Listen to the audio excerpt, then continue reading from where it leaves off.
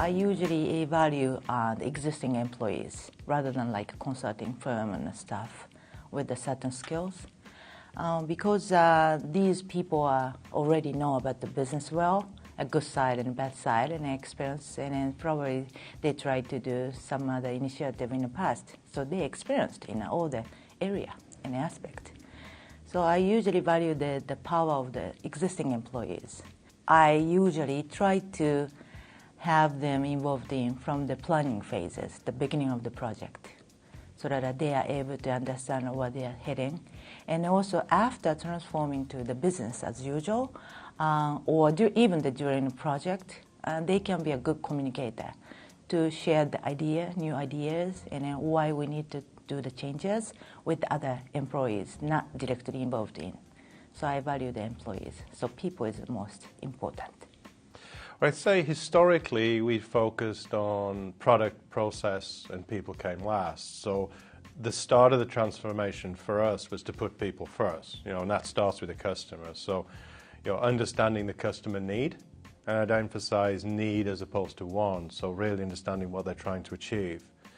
And then from that, aligning processes and the products behind that to best deliver that for the customer. We found that a lot of the younger generation in Japan are really excited about new ideas and new opportunities, and there's a lot of creativity in the workforce, and really engaging that and bringing that through, and in many ways focusing on the right skill set as opposed to legacy knowledge. So less emphasis on legacy knowledge about process and legacy knowledge about product, and much more on the leadership capabilities and the wider skill set that the team have. And I thought it comes down to, I think, 4 key points. First, the team, the organization needs to be aware of the need to change. And when it's failed, there's been times when people weren't quite aware and didn't really realize, why do we need to change? If people don't quite understand why we're supposed to change, the change will not happen.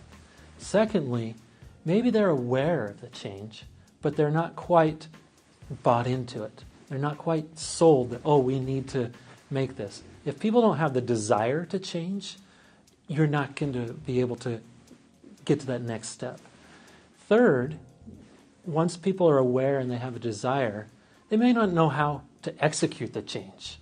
And so they need to have that knowledge.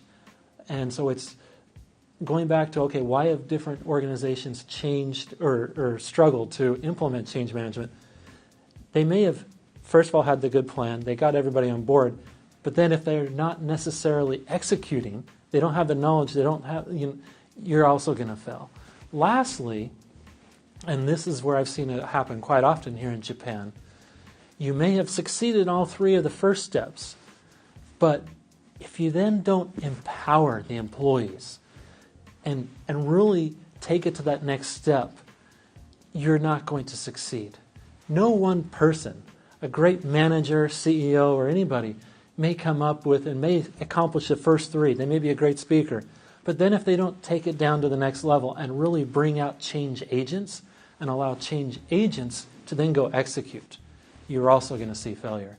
And basically, to answer your question, you need all 4 of those to really drive change management.